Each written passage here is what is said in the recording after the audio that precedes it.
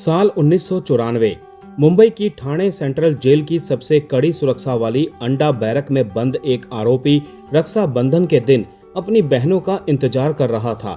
लोहे की सलाखों के पीछे दोनों बहनों ने उसके हाथ पर राखी बांधी, लेकिन उस भाई की जेब पूरी तरह से खाली थी।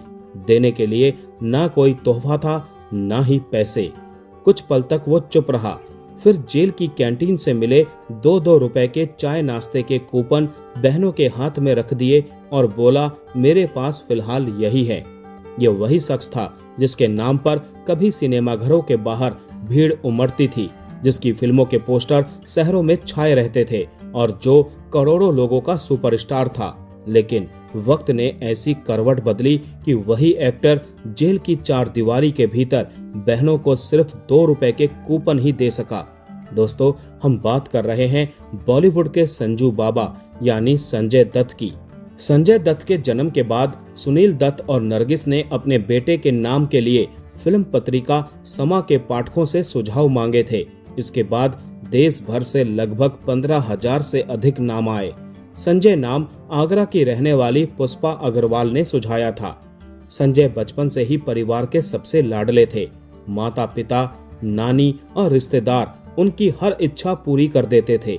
इसी वजह से वो बेहद जिद्दी भी होते जा रहे थे। स्कूल हो या घर, हर जगह उन्हें विशेष तवज्जो मिलती थी। हालांकि संजय सिर्फ जिद्दी नहीं थे, उनका दिल भी बहुत बड़ा था। एक बार दिल्ली में एक शादी के दौरान उन्होंने ठंड से कांप रहे एक गरीब बच्चे को अपना सूट उतारकर दे दिया था। लेकिन संजय की शरारतें परिवार की चिंता भी बढ़ा रही थी।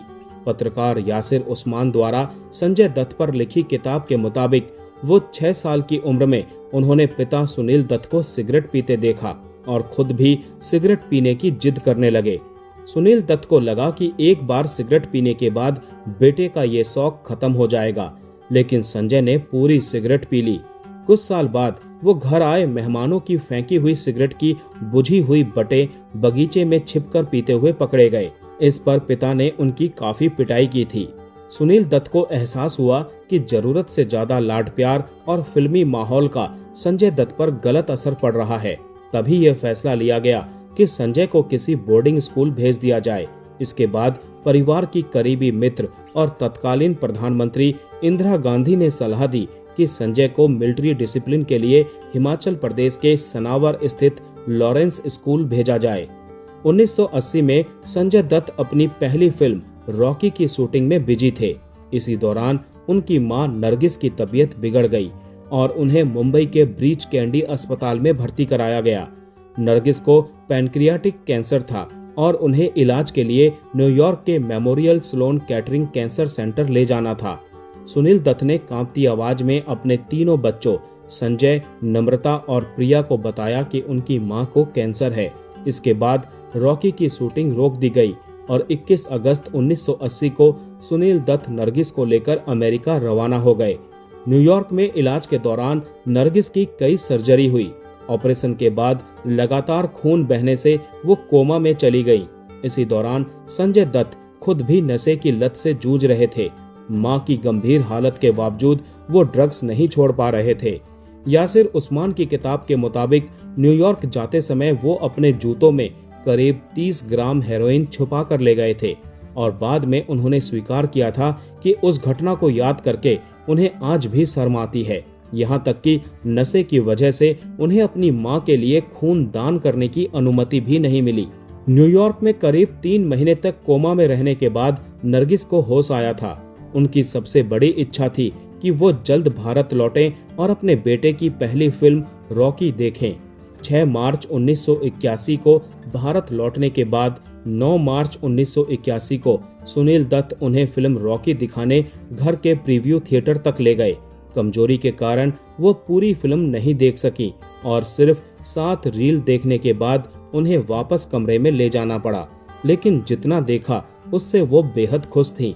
उन्हें विश्वास था कि उनका बेटा संजू बड़ा स्टार बनेगा। संजय की डेब्यू फिल्म रॉकी का प्रीमियर 7 मई 1981 को तय किया गया था। प्रीमियर से ठीक 4 दिन पहले 3 मई 1981 को नरगिस का निधन हो गया। इसके बाद फिल्म के प्रीमियर के दौरान सुनील दत्त ने थिएटर में संजय के बगल वाली कुर्सी नरगिस की याद में खाली रखी थी।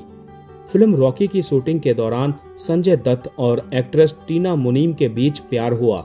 इस रिश्ते में संजय बेहद पजेसिव बॉयफ्रेंड थे। दोनों का अफेयर लगभग 2 साल तक चला था।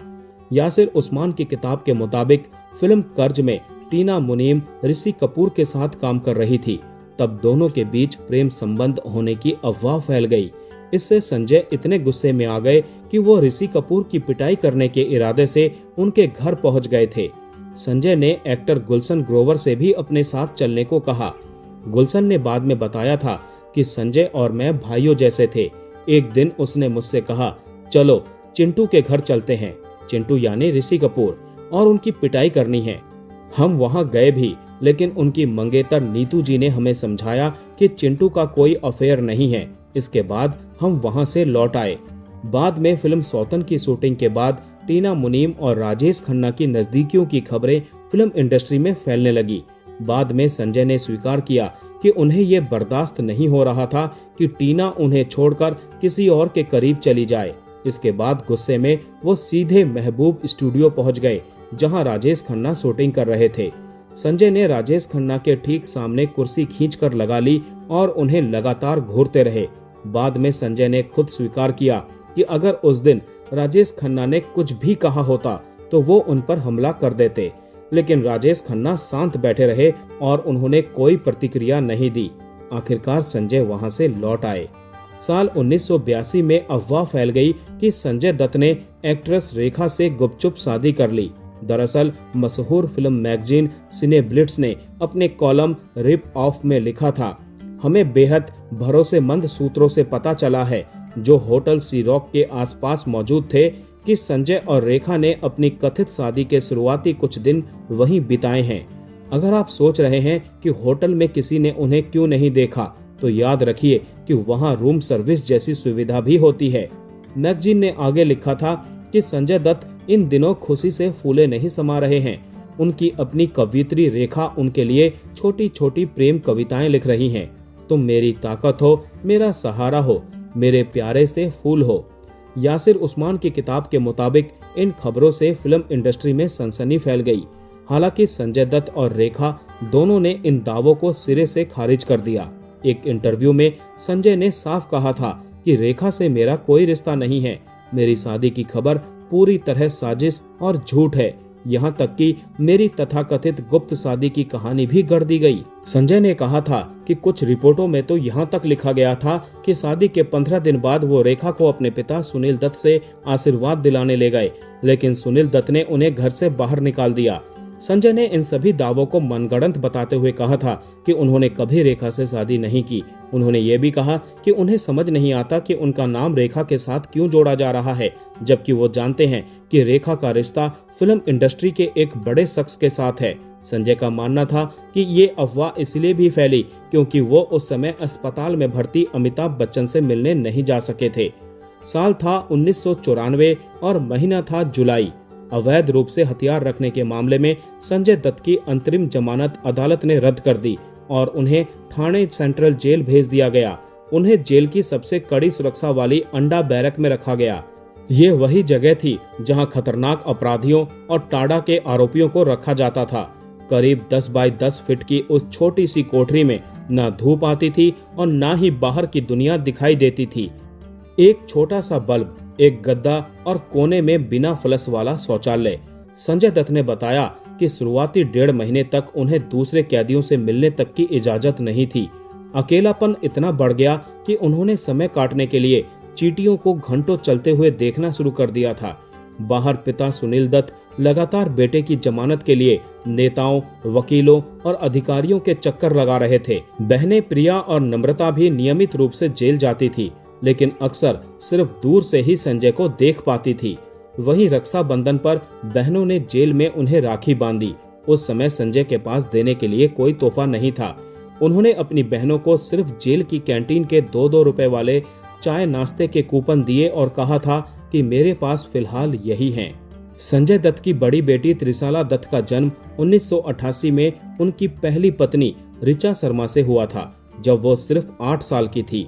तब ब्रेन ट्यूमर के कारण उनकी मां का निधन हो गया। इसके बाद उनका पालन पोषण न्यूयॉर्क में नाना नानी ने किया। त्रिशाला कभी बॉलीवुड में अभिनेत्री बनना चाहती थी, लेकिन संजय दत्त इसके सख्त खिलाफ थे। 2016 में फिल्म भूमि के प्रमोशन के दौरान उन्होंने कहा था कि त्रिशाला एक्ट्रेस बनना चाहती थी और मैं उसकी टांगें तोड़ देना चाहता था। संजय दत्त ने यह भी कहा था कि मैंने उसे एक अच्छे कॉलेज में भेजने के लिए अपना बहुत समय और एनर्जी लगाई। उसने फॉरेंसिक साइंस में विशेषज्ञता हासिल की है और मुझे लगता है कि ये एक बेहतरीन कैरियर है।